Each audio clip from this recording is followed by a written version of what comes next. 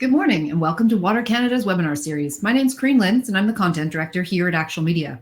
I'll be your moderator for today's discussion where we'll be talking about the cost and value of water.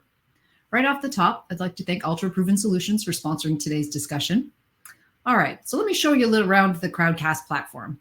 By now, you've probably noticed lots of people checking in on the right-hand side of your screen with the chat feature. Please say hello, let us know who you are, where you're from. Right above the chat, you'll see an Actual Media icon. If you click follow, you'll continue to be updated on our Blue Economy, or now we're calling the Water Canada webinar series, as new webinars are announced. Down below, you'll see a variety of information. You can see how many people are signed in to today's webinar. You'll see the polls feature, where we encourage you to cast your votes. You'll also see a little green button that links to the speakers' websites. You'll notice that changes intermittently, so be sure to check those out as well.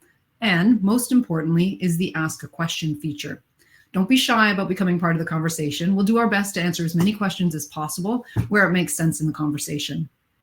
Looking at our attendee list, I can see we have lots of familiar faces, so welcome back, everyone.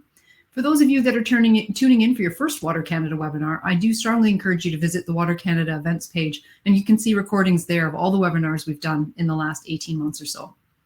We have a powerhouse panel of speakers lined up for today, but before I introduce them, I would like to take a minute to acknowledge the many First Nations and Indigenous peoples of Canada as the original stewards of this great country. I'm in Toronto, which is located on the traditional territory of many nations, including the Mississaugas of the Credit, the Anishinaabe, the Chippewa, the Haudenosaunee, and the Wendat peoples. We all share in the responsibility of our natural infrastructure, and there is much we can learn from the traditional knowledge of the land, water, and materials that allow us to build projects that benefit all Canadians. So let's get started and meet today's experts. I'm going to begin by inviting each of our panelists to the screen. Once they're all on screen, I'll have them spend just a few moments to introduce themselves, tell us a little bit about where they're from and what their role is, and what perspective they're bringing to today's discussion. First up, from City of Toronto, we have William Fernandez. We'll just give him a moment to get here. There he is. Morning, William. Morning. Next up, we have Kathy Vasilakis, who recently served as councillor for the City of Stratford. There's Kathy. Good morning. And we have Robert Holler from the Canadian Water and Wastewater Association. There he is, familiar face. And last but certainly not least, we have Martin Bureau from Synexen Services. Welcome back, Martin. Hey, it's great to be with you. Man, all right. So I'm going to get each of you to introduce yourselves now. William, I'm going to start with you. So you have the floor. Thank you very much, Corinne.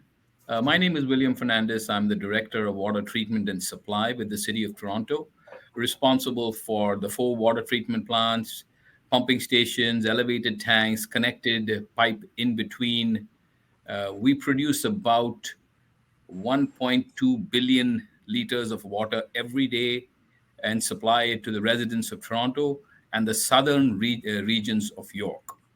I have been working in many locations in the world.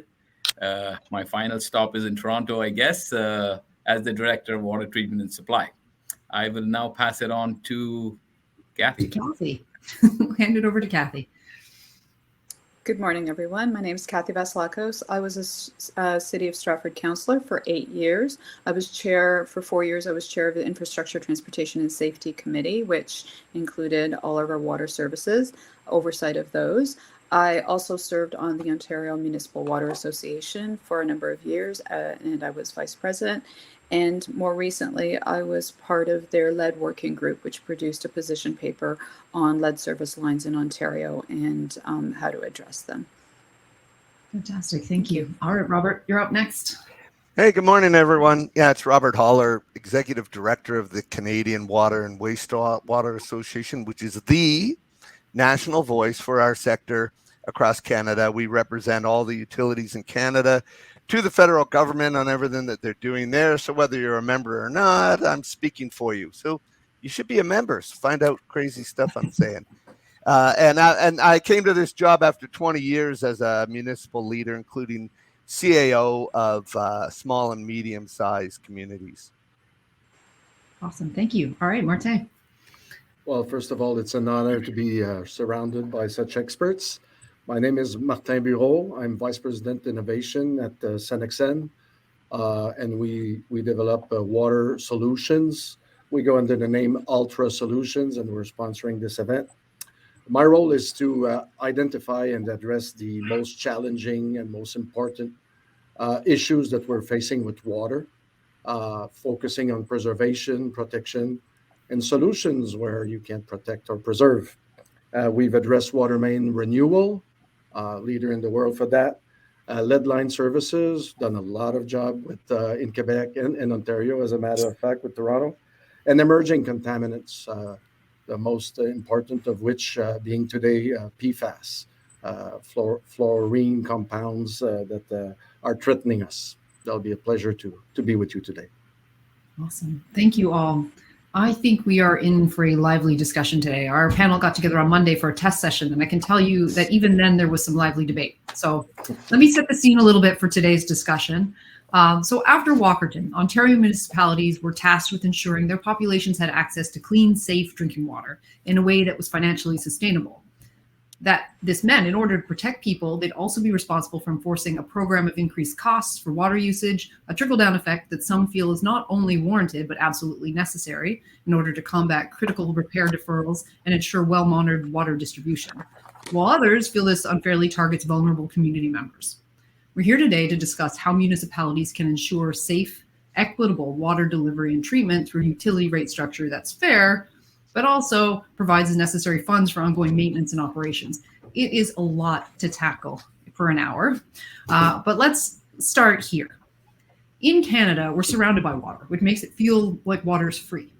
The first question I'd like to pose to our panel today is, what don't people know about how much it costs to ensure we have access to clean, safe drinking water on our taps? And Kathy, I was going to start with you. With your role as councillor, you've had firsthand experience in dealing with what the general public knows and doesn't know on the topic. What have you seen? You know, by and large, as a city councillor, I don't get a lot of complaints about water, or a lot of complaints about, the cost of water. We get a lot of complaints when they're doing the hydrant flushing and people can't do their laundry because of, the water is brown. But we don't, when I first moved to Stratford, I called up our water division and I asked them about lead in water, what kind of water, what's the hardness. I asked, about water, and they said, okay, we don't get many of these questions about our water. And so what I think, people care about if their tap turns on, water comes out, and if it's safe to drink. I think they don't really understand the number of components that go into making sure that happens. And I will say, after years of, if it's infrastructure that's visible, people understand it more. If it's infrastructure that's under the ground, they don't understand it as much. And it seems to spill over, I will say, to the people who make the decisions as well, right? Because you tend to follow the things that people complain about, road conditions, snow clearing, things like that.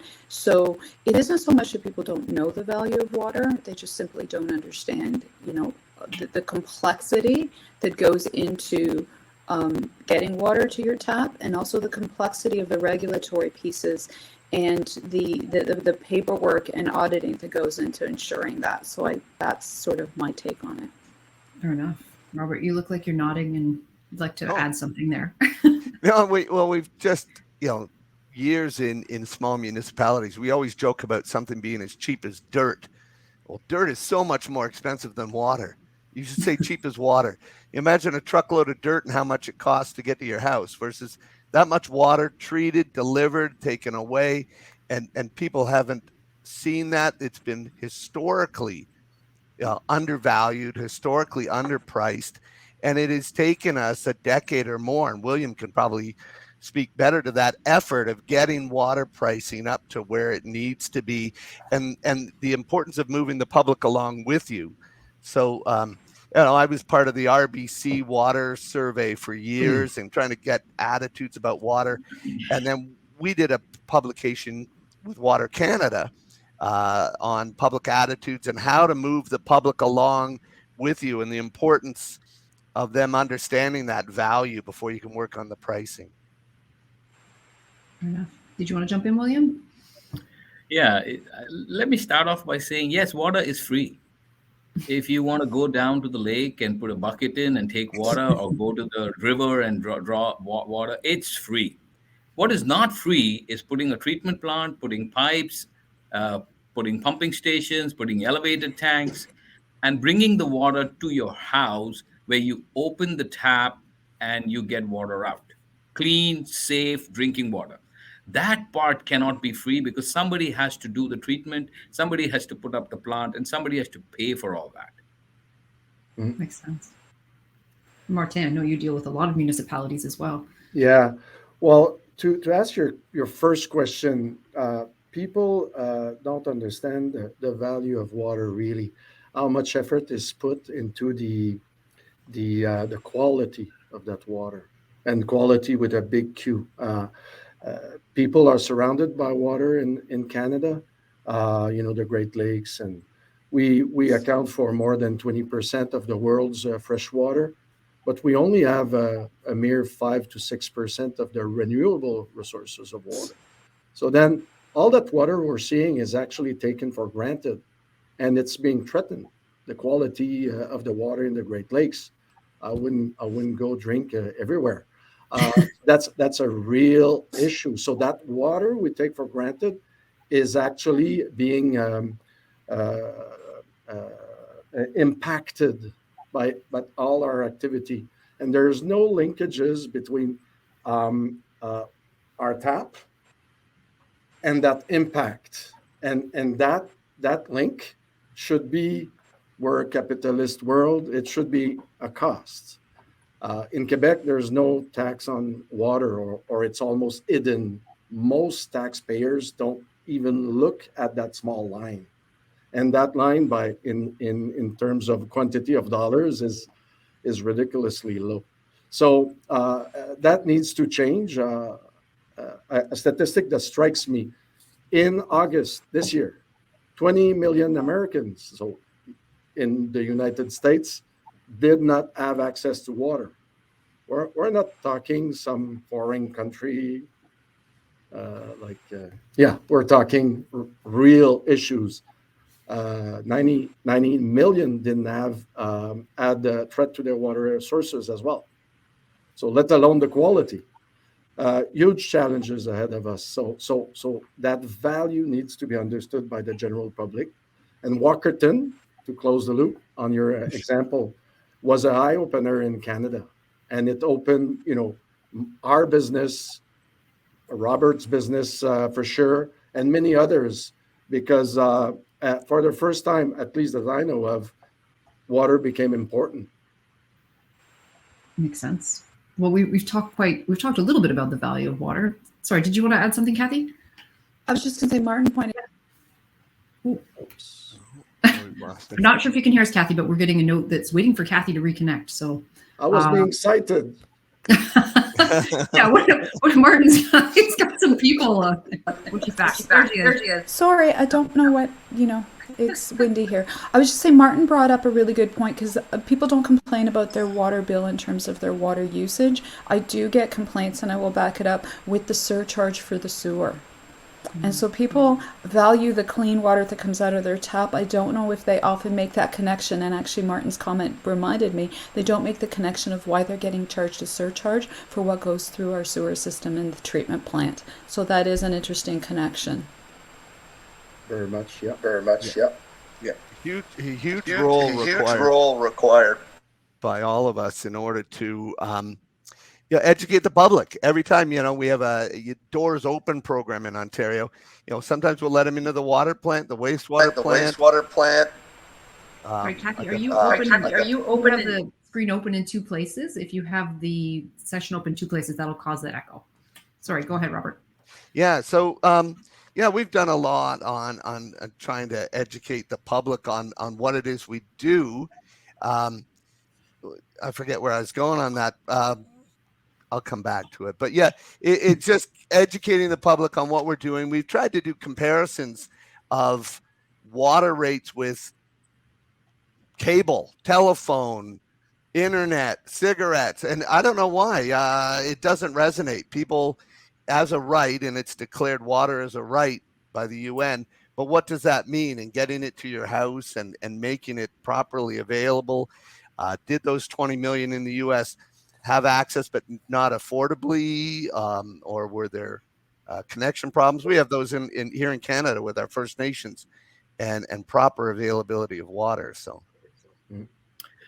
Just to answer the question Kathy posed about having a surcharge for water, it's really not a surcharge. It's a cost of treatment of wastewater. Yeah. And it should be defined as such. In fact, in the city of Toronto, we don't even do that because we are one water.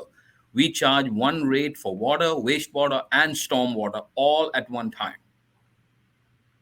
And we don't distinguish that this is water, this is wastewater, that's stormwater. Was that different across the country, William? Like, is it unique to Toronto, or is it similarly like that across the country? Across the country. It's it's a mixed blend of how it is charged over, because in some municipalities stormwater is done by somebody else, not by the one who does water, wastewater. Some municipalities there's no meter, so it becomes even more of a problem. In Montreal, it's the same, William. Yeah.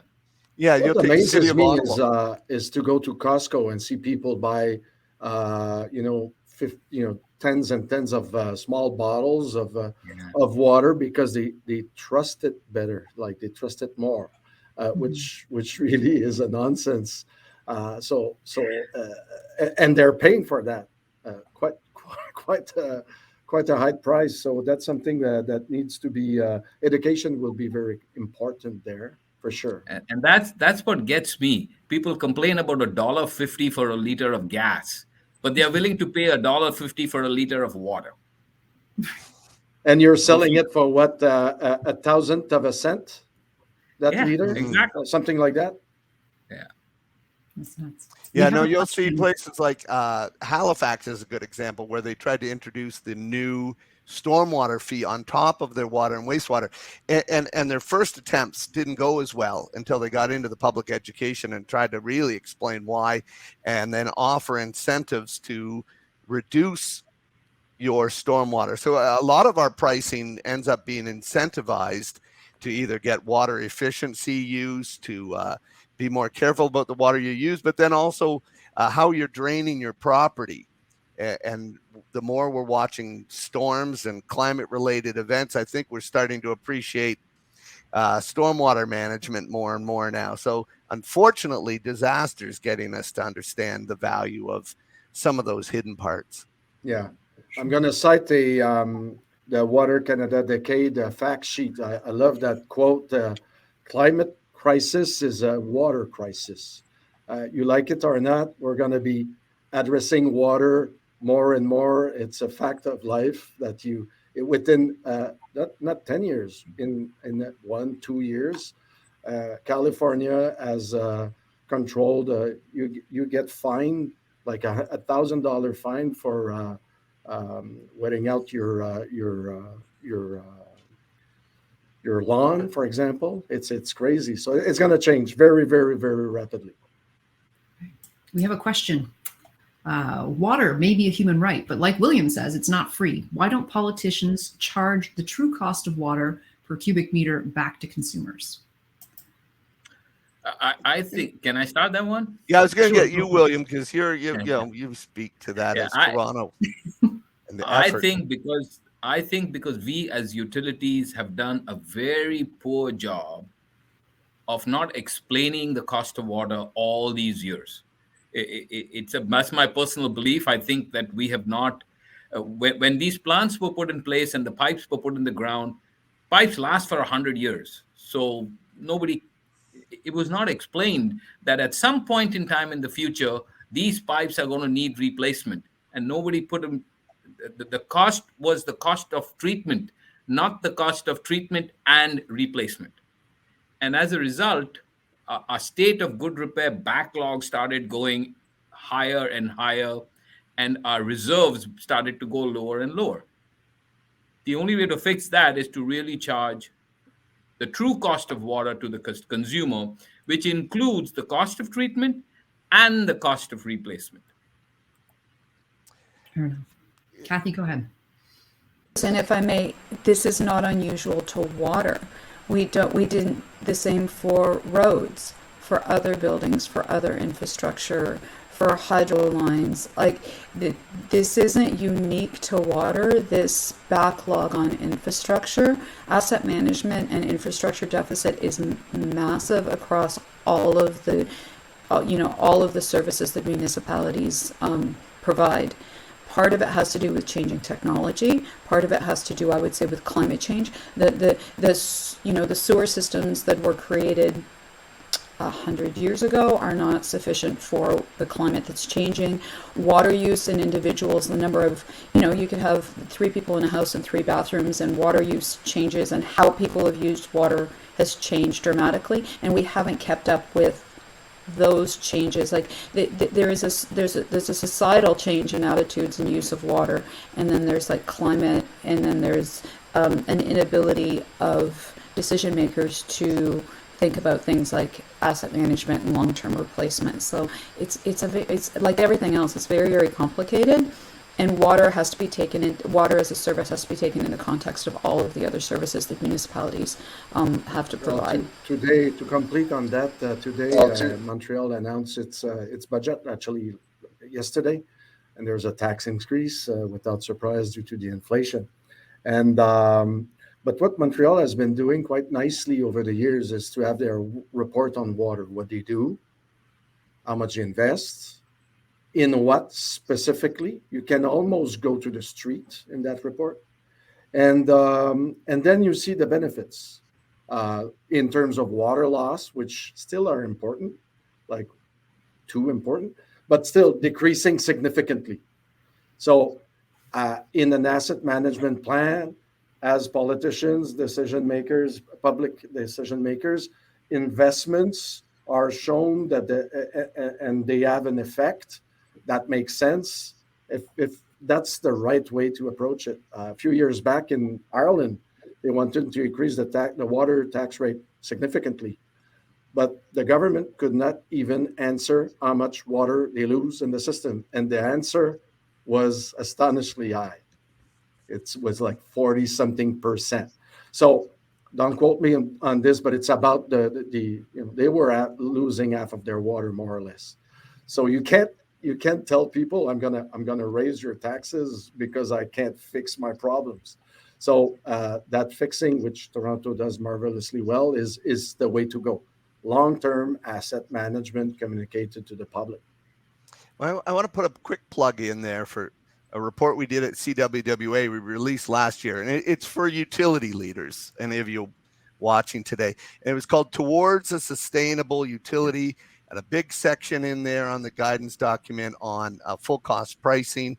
It's got checklists, and it's not the only document. It's just a guidance, real simple on how to move forward. And it also gets you to more resources. There's so many. I've asked Jen from Water Canada to throw up some resources today. And I've got some from CWWA, I've got AWWA, WEF, Canadian Water Network put one out, and Polis Project out of the University of Victoria have a great primer there. So there's lots of resources to follow. Mm-hmm. I just wanted to follow up on one of the concerns is the economies of scale. So as much as we try to set a water rate, and then we try to look at that backlog of infrastructure, and we're trying to move off of, wean off of grants and dependence on provincial federal grants. Smaller communities just can't do that. The economies of scale between my town of Prescott or Kathy's Stratford versus Toronto, that was much of my work in my master's degree. Was called Toronto versus Tiny Township.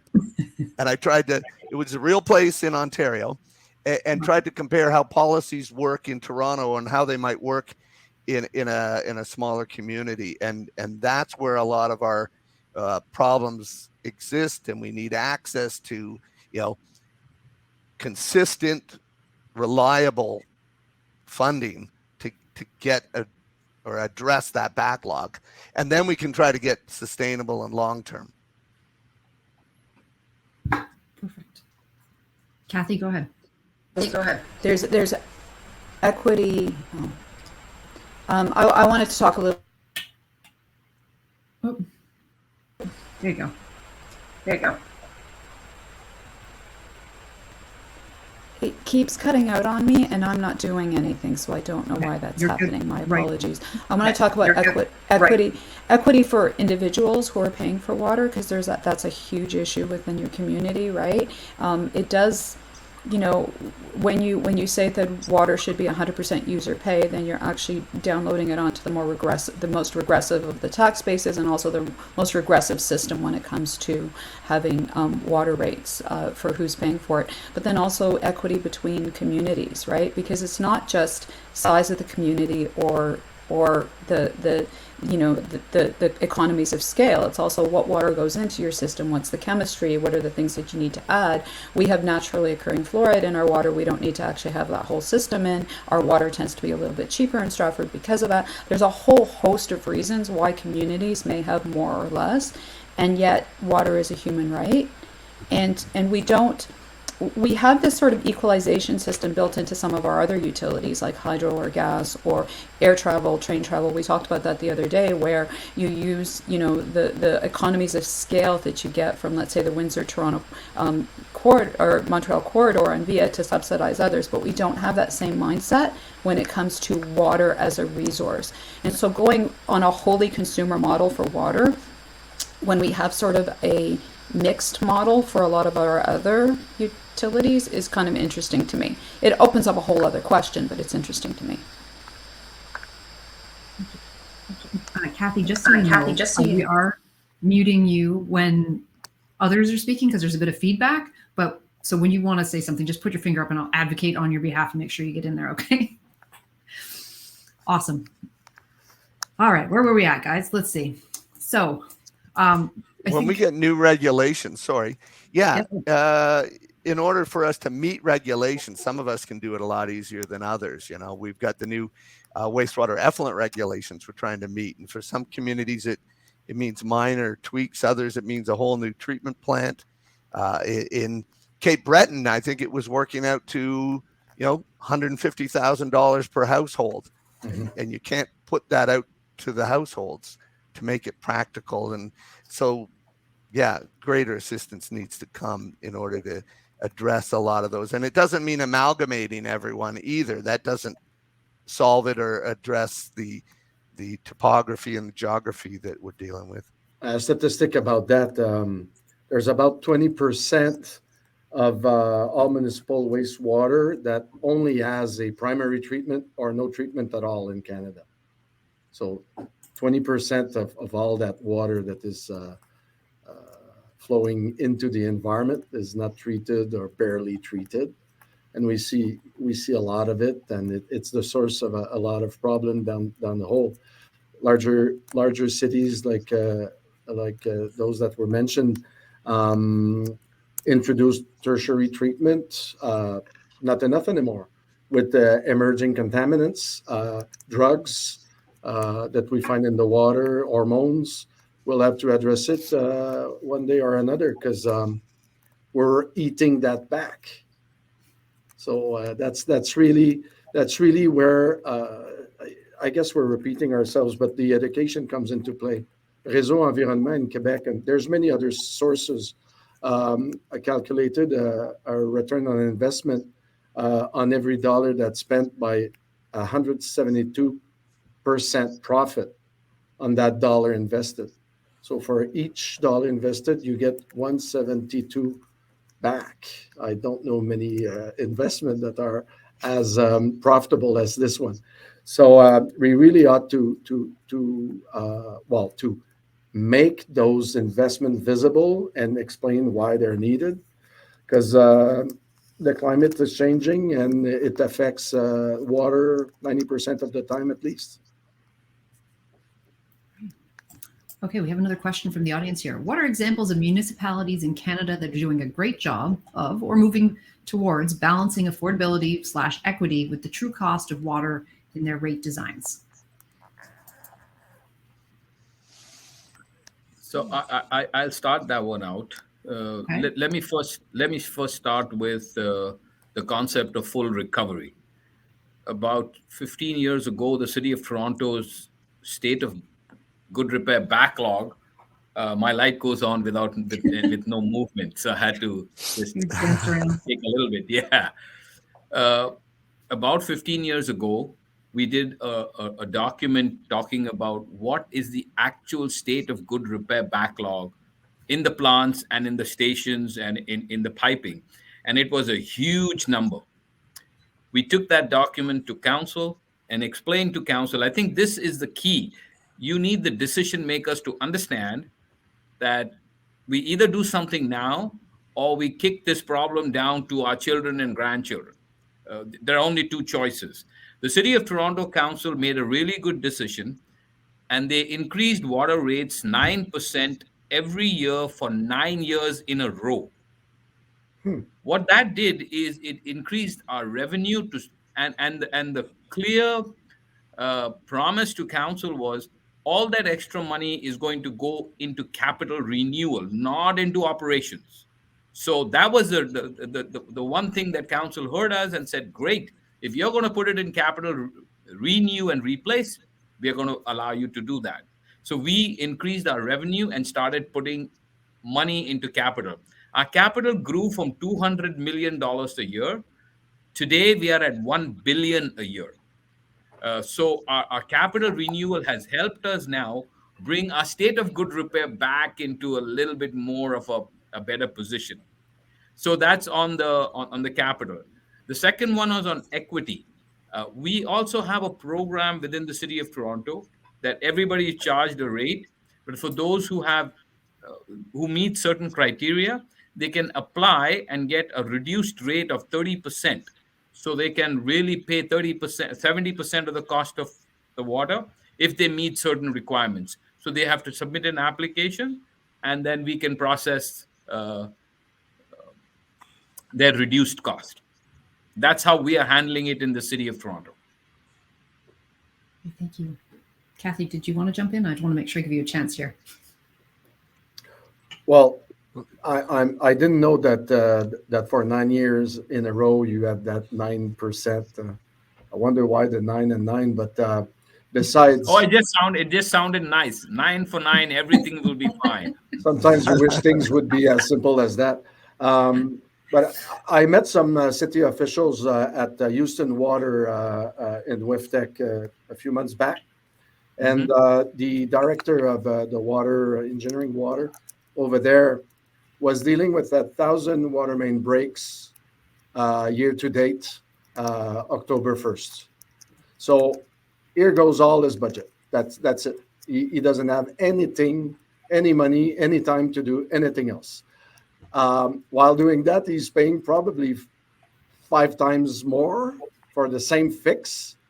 So that transition is kind of very difficult to do, because he's got a handful of things to do, but really the solution is elsewhere. Huh? So and by the way, Toronto, and it's not because you're there, William, but invests way more than the largest cities in North America. LA spends 1/10 of what we just heard. Like it's completely non-comparable. So this is the largest market for water renewal in the municipal context, for sure. In perhaps I'm sure in the Americas. Yeah, and you're absolutely right. We had a huge number of water main breaks to start with, and now we've reduced our water main breaks. If you don't do something, the water main breaks are only going to increase, not decrease. So that's where the technology guys come in. There are solutions, that have been invented in the last, let's say, 25 years, that are quite progressive, innovative, cheaper. The digitalization is a very important tool for addressing and identifying where it hurts, where are the problems.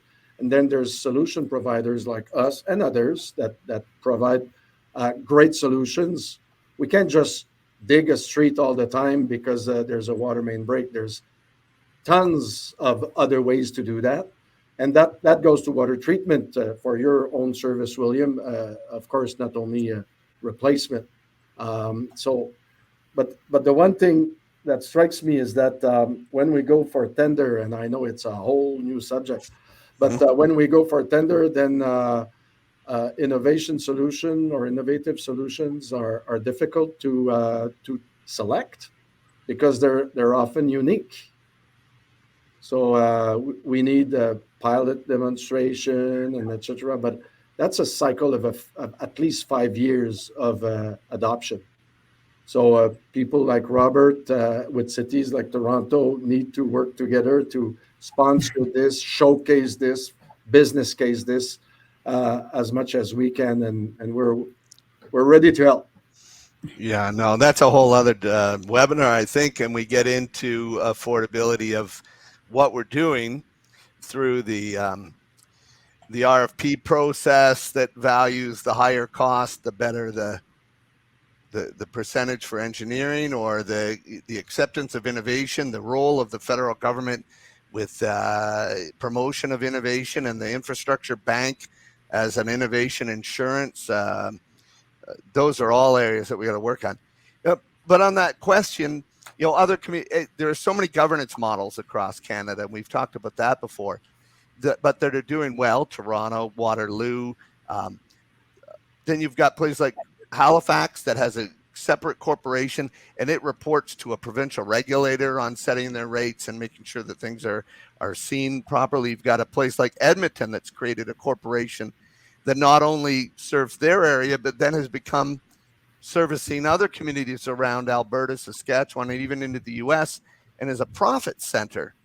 So, yeah, it's funny how each community takes it on differently. Then I've spent so many years in small communities where I've done a report this big of a 20-year asset management plan and our plan to increase the rates as William did.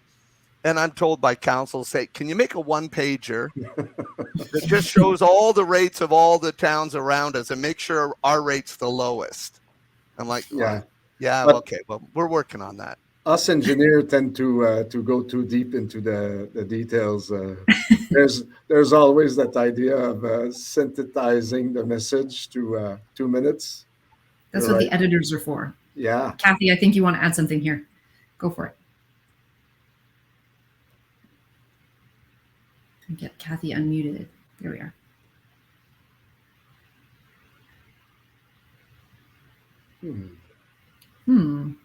I know that we've been working behind the scenes. Okay. I know as soon as I say, okay, let's move on, then we'll sort it. Okay, well, what I'll do. Piling up down there. That's great. Yeah, that's exactly what I was about to say. So I'll go to the question box, and hopefully Sarah and Kathy can work that out. All right, so what management strategies exist to account for the social inequalities that can emerge with adding additional costs to water, a basic survival need?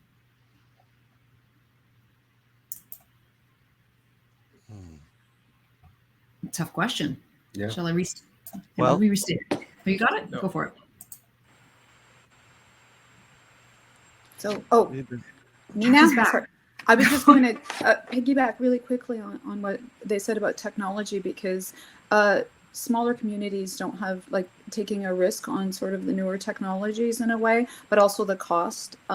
But we piggybacked on a larger project from a community that was close to us, a larger community, and then for sewer relining, and then we've done water relining. And one of the things that people don't realize, which was really great, is street trees are often the first thing to go when you have to do open cut and replacement of lines.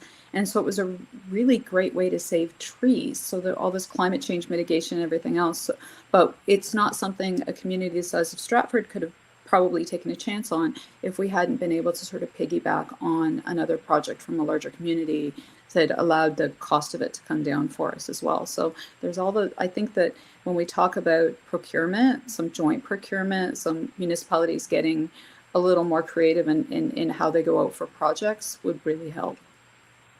That's great. Thank you.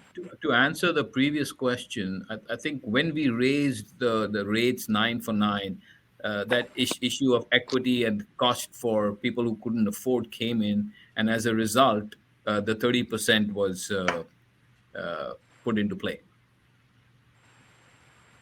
Okay. Yeah, other places will have similar programs. you take into consideration growth. You're trying to promote infill in cities, and you have new communities. We're always talking about development charges, but very careful about how we use the development charges. Or improvements that are specific to an area, you use local improvement plans that can set rates for the improvements in that area. I don't know, I have difficulty. It's always been an argument of mine between are we a utility or are we part of the social services department?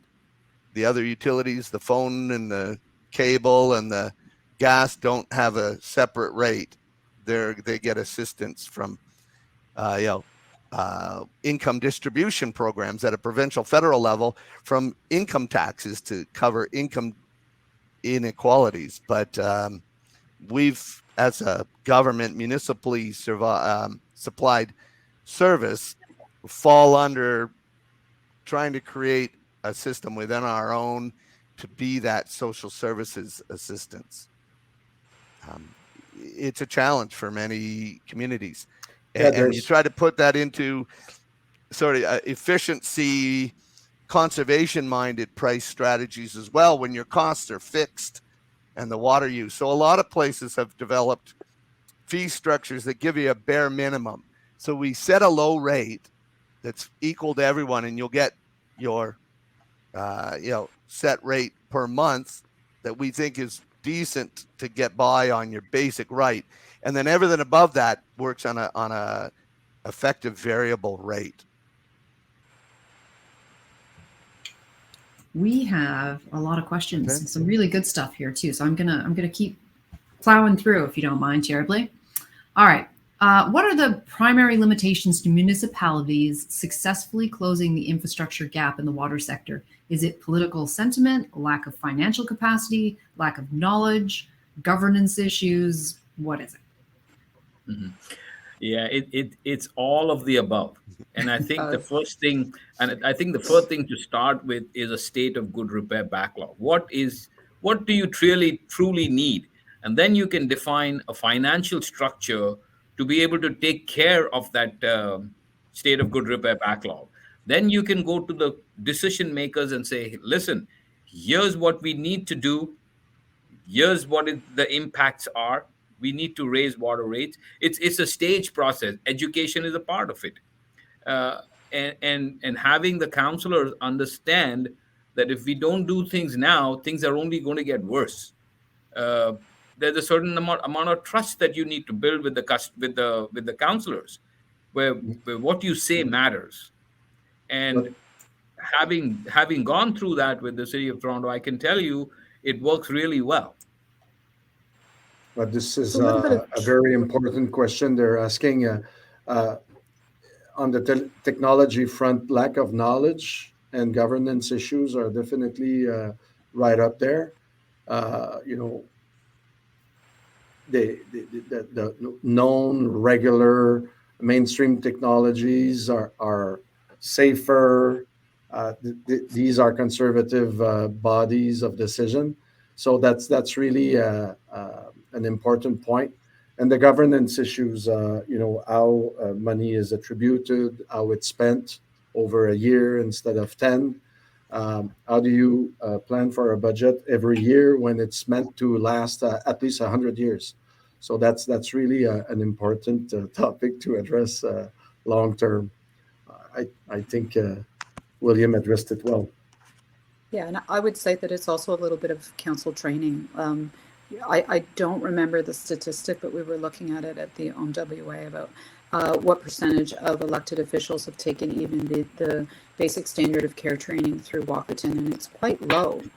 And so when somebody tells me that, you have a big water report, but give me a 2-page summary, I think that tells you a little bit of something about people's either the capacity in the context of everything else that they do, or interest in learning about some of this. And so, I have a PhD in biochemistry. So for me, I read all of the water reports in detail and pulling things out.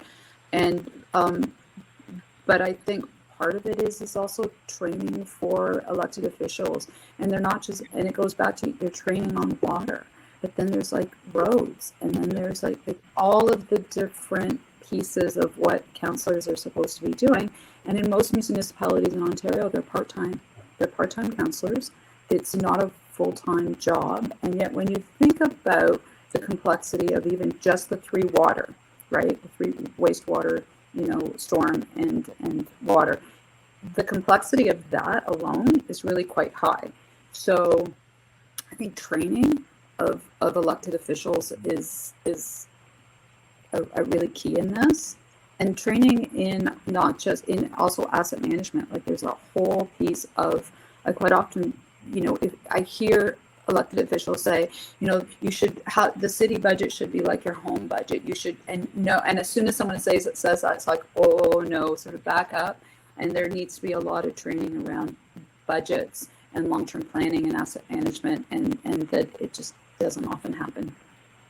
After the tragedy of Walkerton, Justice Dennis O'Connor, one of the requirements he put, and he really did it nicely, that he made the councillors and the people responsible at the decision-making level responsible. So for me, if I don't take a council report and tell council this is what we need to do, shame on me. The problem is mine. But if I do take it to council and they reject it, then the issue becomes theirs. So it is important to bring it to council. And regarding the training, the basic training, we have an outside party come in and do training for our councillors. It's a half-a-day training, mandatory. You got to take it. And they have to understand what the liability is on them personally. So that's what we take to council, and we say, now that we have a new council, we've got to plan that all over again, because there are new councillors that have come on to council, which we'll need to do that again. But I would strongly suggest that all city councillors, municipal councillors go through this training. It opens their eyes to what their responsibilities are. I always say that's the one thing you can go to jail for. Correct. It's sort of like as short as but Correct. right? Yes. Yep. But that's a double-edged sword. So that puts council politician in a position where they're reluctant to take risks, which they perceive as risk with new technology, for example. So education part needs to be quite strong to counter that effect, I should say. For sure. Yeah, the public, if the studies have shown that, and Kathy said, they don't complain so much if they understand what it's for. If you're asking them for more money, you've got to explain why, and to council, and you've got to know. And it goes back to what William said: asset management, having your inventory done, knowing what your priorities are. There's a lot of money from FCM to support communities in asset management and capacity building. And then tying those federal grants and provincial grants to asset management and making your case when you're moving forward. We have another really good question here. And I think, Robert, this kind of rings true to some of the conversations we've had too. How do you tell residents their water system needs additional funding without losing trust in the system itself? For example, if you show a resident a picture of a rusty pipe as a reason for increased funding, will that impact their want to drink from those pipes? Less residents drinking tap water means less rates, therefore further increasing the funding gap. If I may, that would be the wrong approach to show that pipe. I'd go for statistics on water loss. 10 to 30% of the water bills in Ontario cover for cost and leaky pipes. So that tells it all. You just address it, informing the public that by doing so you get more flow rate, so better flow rate, better pressure capacity, reduce leaky pipes, for example, if it's that the problem that's fixed, or if it's a water quality problem, with the investment that we're seeing out of new contaminants in water, that'll become clear with the public awareness increasing that those investments are needed. Walkerton is a good example, but then there's the Flint, Michigan example, and then there's this Mississippi City, Jackson, which is another example. And recently, Houston lost its water, and that's all out of a poorly maintained system. And that is serious cost today in Houston, that at least yesterday, I don't know about today. So that impacts millions. So that becomes very important. Yeah, but drinking water is one part of the water supply that we do to the home.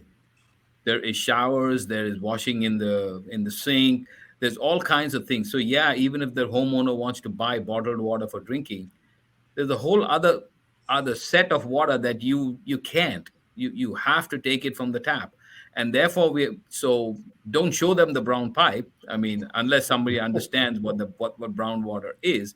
We've had issues where on flushing of a line, the brown water into the home. Then you got to go and explain to them we're changing the pipe out, we're putting a new plastic pipe, or whatever the circumstances is. But people understand when you tell them and explain to them that yes, we need to put money into the infrastructure to protect you and to protect you and your children and grandchildren. For sure. Yeah, and there's a question also in there about leak detection, and I think that ties in with kind of and the importance of that. And Martin's discussed how much water we lose all the time. You take a place like Calgary, that's really important when they have scarcity, and a lot of communities in BC that have water scarcity. Yeah, it's worth it to cut that down. And the community finds out, look, I'm turning off my tap to brush my teeth. I'm a low flow shower head. I got a low flow toilet. What? You're wasting 30% of the water, and I'm killing myself at home, and you guys are wasting it. And then in Eastern Canada, Ontario, Quebec, where water seems endless, we talk energy, the energy required to operate our systems. And if we're wasting 30%, that we could reduce that and reduce the GHGs that, now we have GHG targets in our communities. So that leak detection and addressing that becomes so critical to our argument of what it is and why we're doing it. And then that gamble every year, if you roll the dice and think you can get away with it for another year, it always costs a lot more when a system collapses, when a system fails, versus a planned repair. We know the story of Ottawa. I think it was a $1 million repair on a drain pipe, and we put it off and we put it off and put it off. Then it collapsed, ate a car. The guy almost died, and it was $5 million to fix it quickly.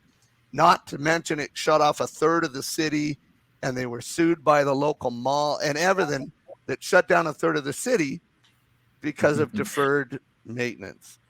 If you remember, we were in Ottawa when that happened. Yeah. Oh yeah, that was that was part. We watched that one downtown. I'm talking. There was one out in the East End that really was a perfect classic case.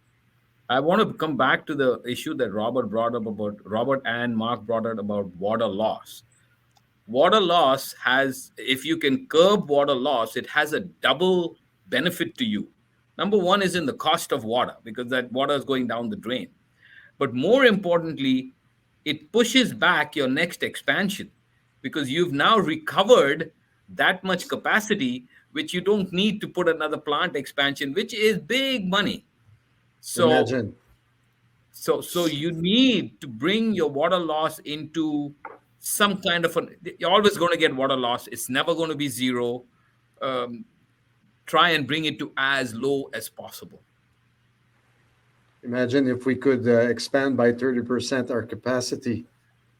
Correct. Yeah, in Canada, more or less half of the water main distribution and transmission network is near or at the end of life. Depends on the region. It's 1/3 to half. The fix is important in terms of cost, but the payback is gigantic. Gigantic, correct. Yeah, for sure. I cannot believe how fast this time has gone. We have about 6 minutes. I want to make sure you guys have time for final thoughts. So what I'm going to do now is I'll go around. We've got quite a lot of resources happening here in the chat, which is great. So basically I have a minute. Final thoughts that you would like to leave with our audience today, kind of the key elements that we discussed. If there's a resource that you want to point to, now's a good time to mention it as well. Robert, I know you've already mentioned Bruce, but I am going to start with you because clockwise you're a top for me. So that's why you get chosen. So go for it. I think I covered my main thought the last time was about the importance of explaining things to the public. Without the public involved, you're not going anywhere. And even if you get the council educated, they've said to me, right, I get it, but they'll kill us if we try to do that, Robert. So a lot of them like to push it up to the provincial level or federal and say, oh, the province is making us do this. So we work at that level. But I think if you can build that understanding, appreciation at the public level, they will support the councillors who are getting more and more educated all the time.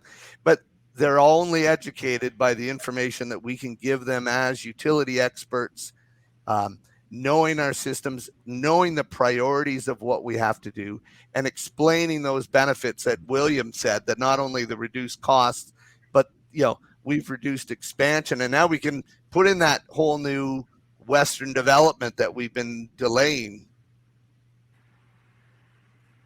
Calgary can open up more industry that they've turned away because of their lack of water. Done. All right. Yeah.